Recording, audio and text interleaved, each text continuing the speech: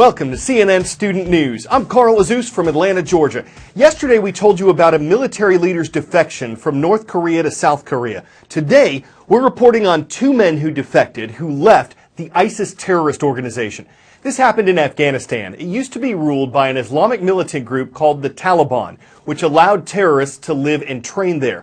But the Taliban were kicked out of power when international forces, led by the U.S., attacked in 2001.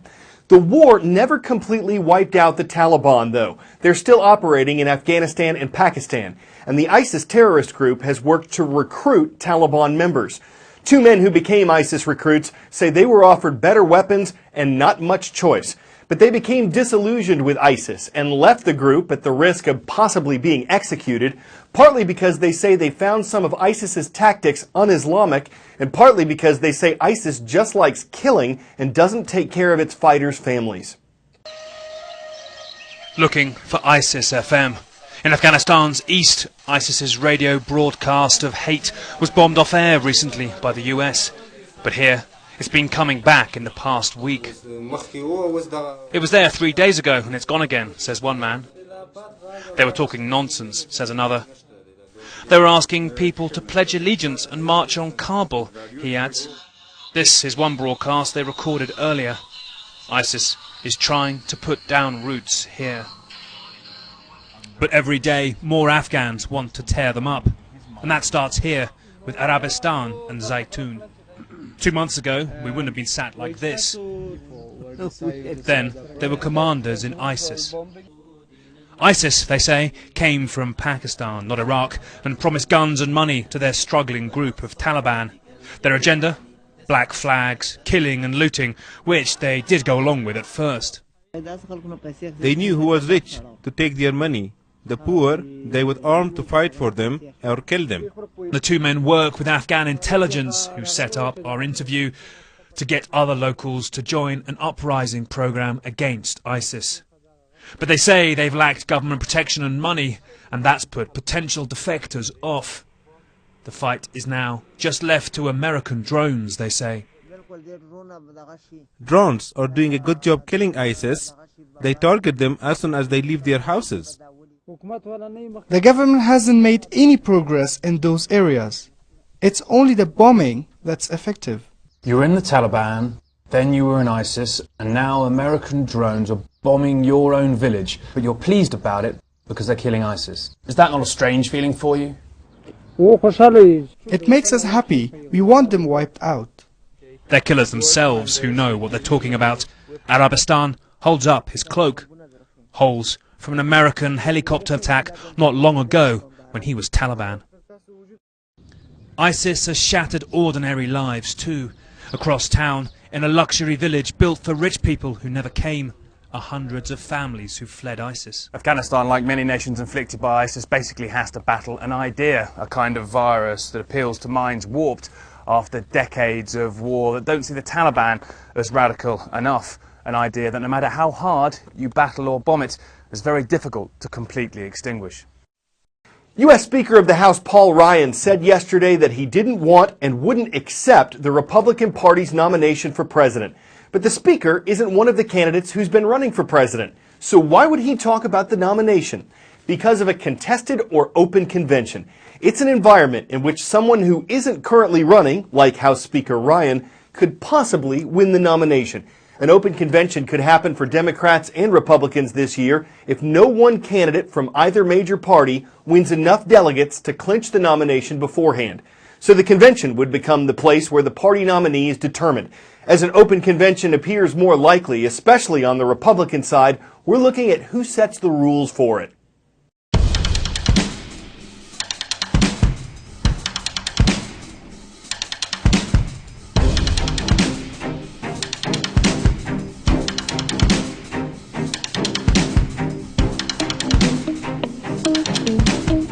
He who writes the rules, as the old saying goes.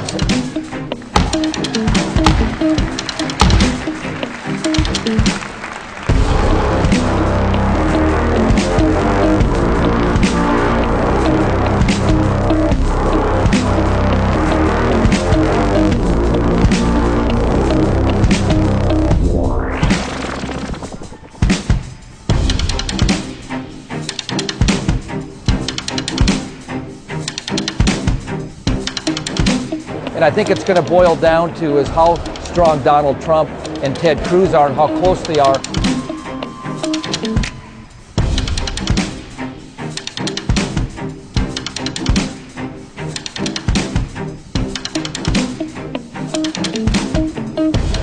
In order to win the nomination in Cleveland, you have to identify 1,237 supporters that are actually in the seats in Cleveland. I don't think you can say that we don't get it automatically. I think you'd have riots. I think you'd have riots.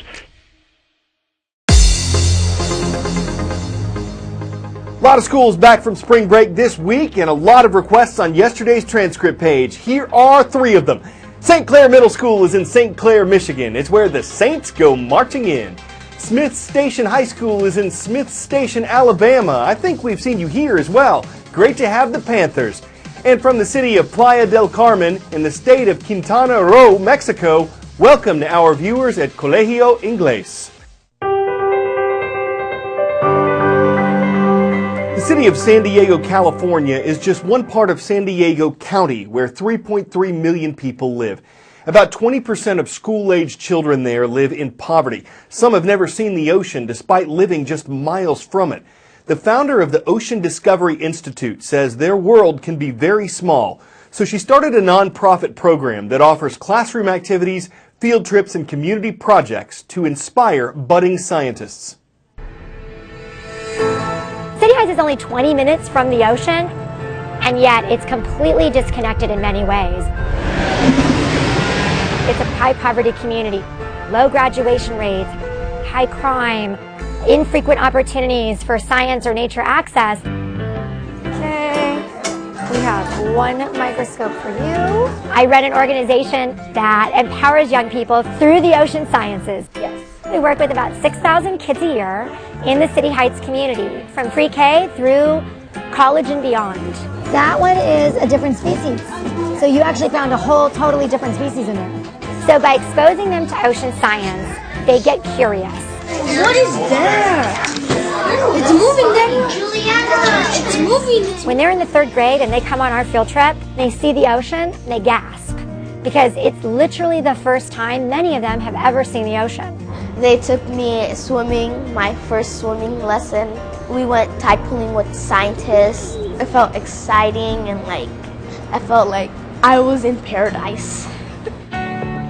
What's this? Brain coral. Brain coral. That's a brain coral, right. We think of everything as a living laboratory.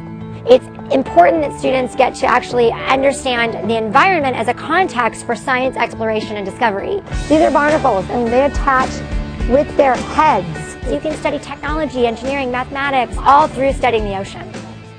This is a career field that students from very diverse communities don't pursue, and our students are pursuing them at unprecedented rates. Working side by side with all the amazing scientists gave me that feeling that maybe I can make a difference in the world. I was really inspired to study marine biology in college. Hey, you guys, check out this Key Olympus. Cool. Wow. All kids need science opportunities. Our students who go through these programs, they succeed whatever path it is they take.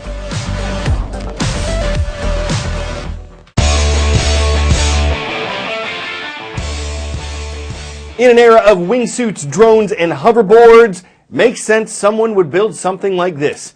Jetpack, meet hoverboard, meet risk. This invention by a company that makes water flyboards appears to use no water at all, opting instead for what looks like a jet turbine engine. The company says it can go 10,000 feet high and more than 90 miles per hour, and it doesn't come with a safety net. This is just a prototype. It's not for sale at this point, though we got to admit it looks pretty fly. The guy who tested it stands out. He certainly could star as the hero in The Airborne Identity or the villain in Turbinator. We should probably jet. I'm Carl Azus, and that wraps up today's coverage.